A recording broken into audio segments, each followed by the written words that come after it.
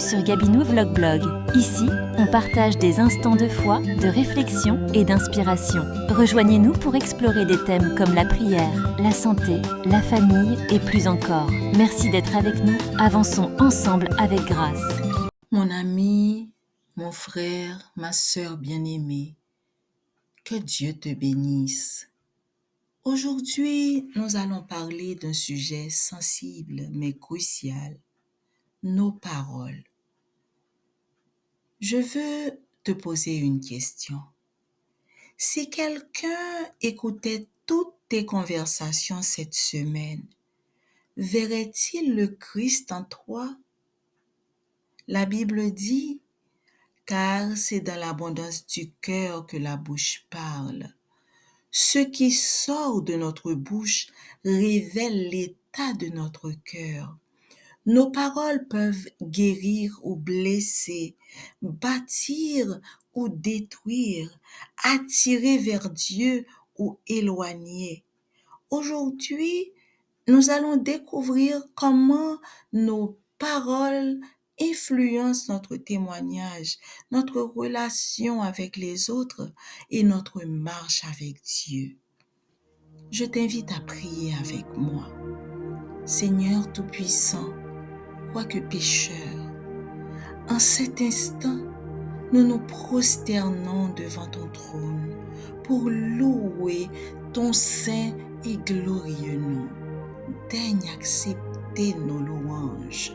Père, pardonne-nous nos offenses, comme nous pardonnons à ceux qui nous ont offensés. Ouvre nos oreilles spirituelles et parle à nos vies aujourd'hui. Aide-nous à comprendre la puissance de nos paroles et à aligner notre langage avec ta volonté. Seigneur, continue à faire de moi un micro et un haut-parleur utilisés par ton Esprit Saint afin que ta parole puisse se répandre clairement et puissamment. Permets que dans chaque cœur, à commencer par le mien, ta parole tombe et produise des fruits en abondance, car nous savons que les fruits que tu produis donnent véritablement la vie. Au nom de Jésus-Christ, notre divin Sauveur, je te prie. Amen. C'est dans l'abondance du cœur que la bouche parle. Nous venons de lire ce que dit notre Seigneur Jésus-Christ dans Matthieu chapitre 12 au verset 34, que nos paroles révèlent l'état de notre cœur. Ce qui sort de notre bouche n'est jamais un hasard. Si notre cœur est rempli de paix, nos paroles seront douces.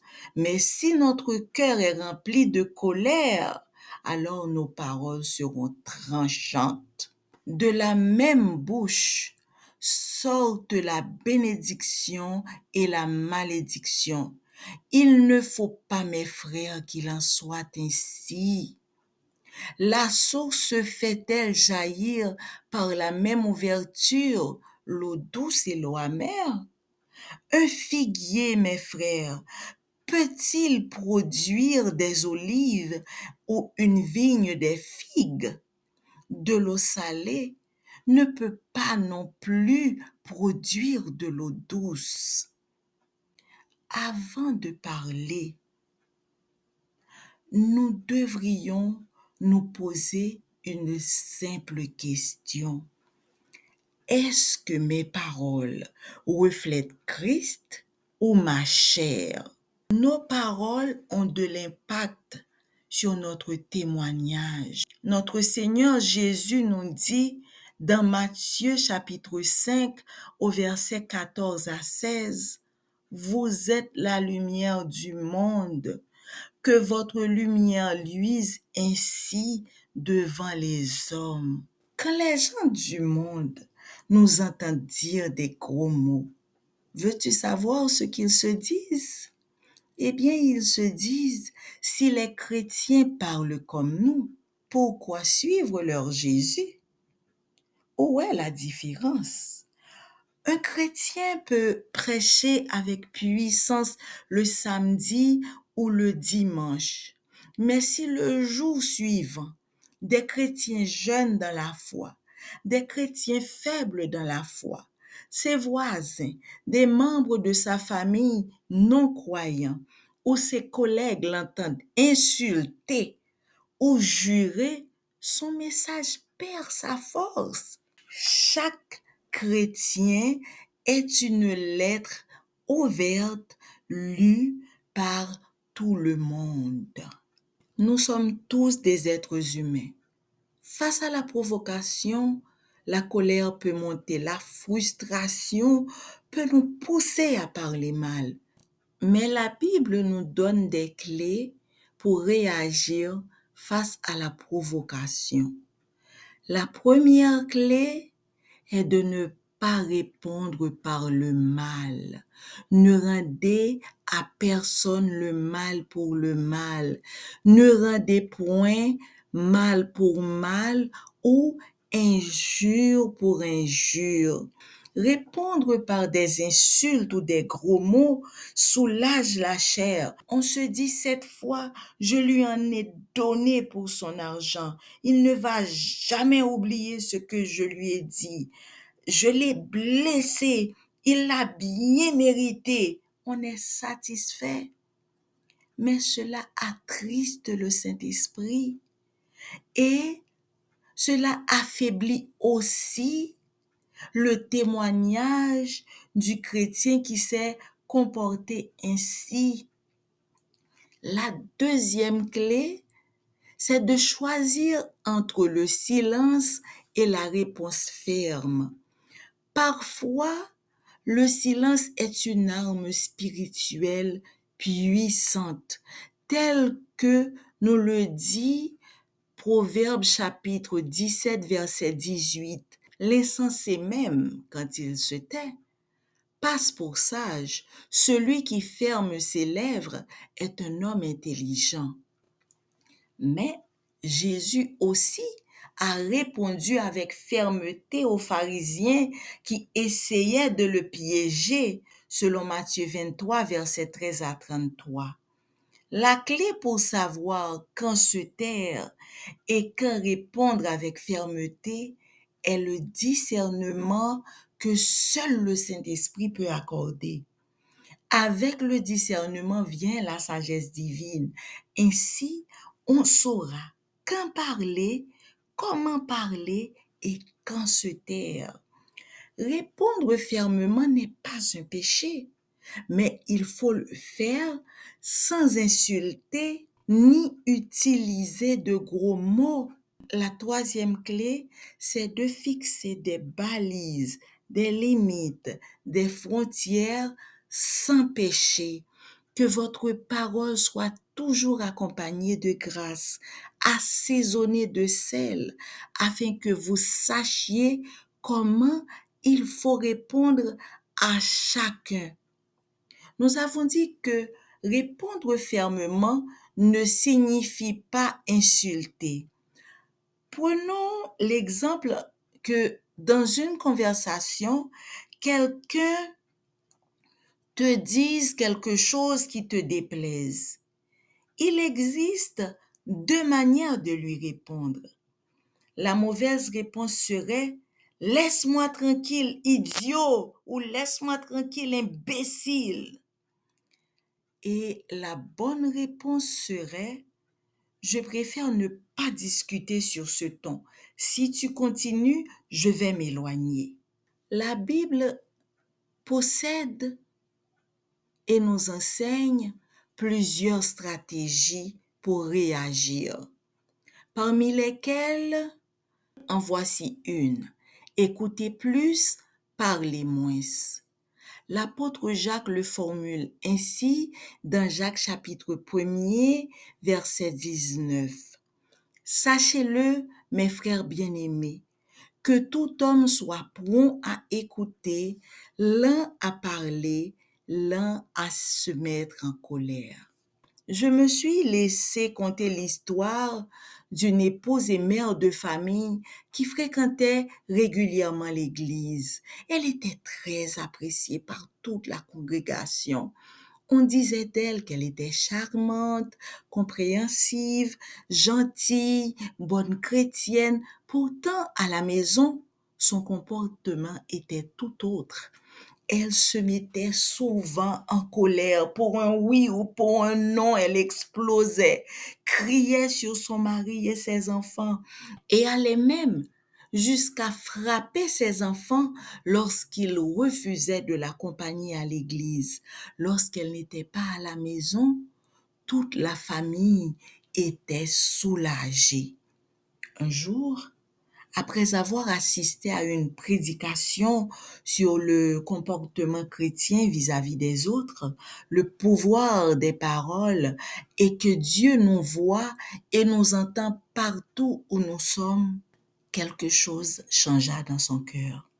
Elle rentra chez elle avec un visage souriant, prépara le repas avec douceur et pour la première fois appela sa famille gentiment pour partager un repas avec eux. Toute la famille était étonnée de la voir transformée.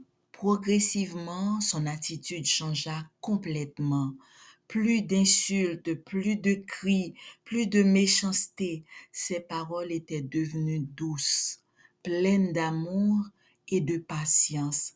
Quelques semaines plus tard, à sa grande surprise, son mari et ses enfants commencèrent à la suivre à l'église. Un jour, elle leur demanda: Qu'est-ce qui vous a poussé à venir à l'église? Ils lui répondirent: Parce que nous croyons que le Dieu d'amour est enfin entré dans ton église. Avant, c'était sans aucun doute le diable que tu servais. Aujourd'hui, nous voulons suivre ce Dieu qui a pris sa place et a changé ton cœur. Son témoignage eut un tel impact que même les voisins le remarquèrent. Une voisine lui dit un jour: Voisine, je vais devenir ta sœur en Christ parce que maintenant, le Dieu d'amour est entré dans ton église.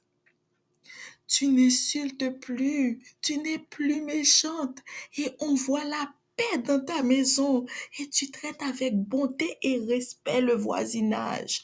Ainsi, par le changement dans ses paroles et son comportement, toute une famille et même des voisins furent touchés par l'amour de Dieu.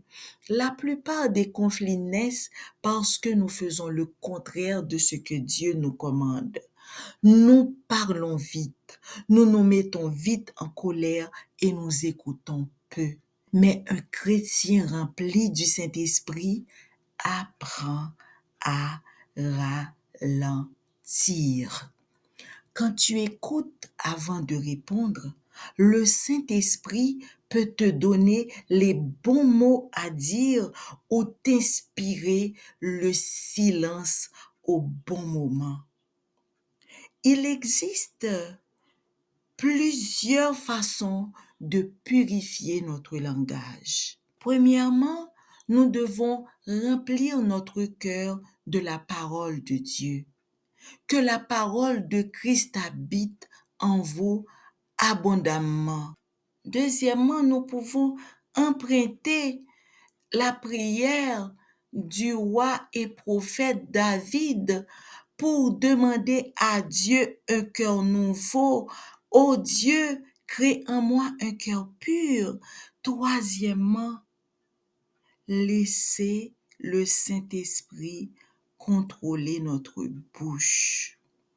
Un chrétien spirituel se reconnaît aussi par sa manière de parler.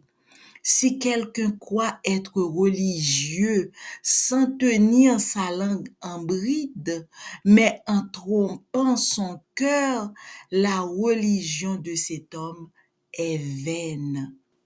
Quatrièmement, nous devons choisir des paroles qui construisent, qui bâtissent, qu'il ne sorte de votre bouche aucune parole mauvaise, mais seulement des paroles qui servent à l'édification. Mon frère, ma sœur, mon ami, aujourd'hui, le Seigneur nous appelle à examiner notre cœur. Si nos paroles ont blessé quelqu'un, nous devons aller lui demander pardon et ensuite demander pardon à Dieu. Le Seigneur nous dit que si nous avons un différend avec quelqu'un, avant même de déposer notre offrande dans sa présence, nous devons aller résoudre le problème avec cette personne. Encore plus, quand nous prions et disons le Notre Père, nous disons « Pardonne-nous nos offenses comme nous pardonnons à ceux qui nous ont offensés. » Cela s'explique par « Père, s'il te plaît, ne nous pardonne pas si nous ne pardonnons pas à ceux qui nous ont offensés. Et cela vaut plus encore si c'est nous qui avons offensé l'autre. Si notre bouche a dit des choses qui n'honorent pas Dieu, nous devons nous repentir, demander à Dieu de ne pas recommencer et de demeurer dans la persévérance dans cette voie. Dieu nous invite, toi et moi, à laisser nos paroles devenir un témoignage vivant. Prions. Seigneur, nous venons devant toi avec nos faiblesses, en particulier notre cœur et notre bouche, qui ont trop souvent déraillé parce que nous ne t'avons pas laissé en prendre le contrôle. Purifie nos cœurs, Seigneur, et si jamais nous faiblissons, si de mauvaises pensées nous assaillent, mets un gardien à la porte de nos lèvres, mets ta main sur nos lèvres, afin que aucune parole n'en sorte, et aide-nous à combattre et à vaincre ces pensées, ainsi que les mauvaises habitudes qui les font naître et qui nous poussent à dire de mauvaises paroles.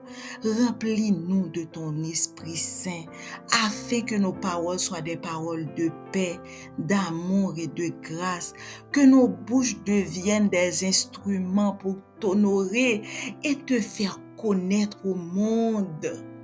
Aide-nous à cesser de blesser ou de souiller les autres par nos mauvais propos et à mettre fin à la mauvaise réputation que nous causons ou pourrions causer ou créer pour ton Église. Aide-nous à appliquer chaque jour dans notre vie ce que tu dis dans 1 Pierre au chapitre 1er au verset 16. C'est au nom de Jésus-Christ, notre Sauveur, que je te prie. Amen. Si ce message t'a fait du bien, n'hésite pas à le partager avec ton entourage. Tu peux toi aussi semer la parole là où tu es et faire briller l'amour de Dieu autour de toi. Et si tu as une requête de prière, laisse-la en commentaire. Il y a des cœurs sincères, des guerriers de la prière prêts à intercéder pour toi et les tiens. Merci pour ta présence. Que la paix du Seigneur t'accompagne. Merci d'avoir regardé cette vidéo sur Gabinoué Vlog Blog. Votre présence et votre soutien nous touchent profondément. Pensez à vous abonner, liker et partager pour rester connecté avec notre communauté. Que votre vie soit remplie de paix, d'inspiration et de sérénité. À très bientôt pour de nouveaux moments de partage.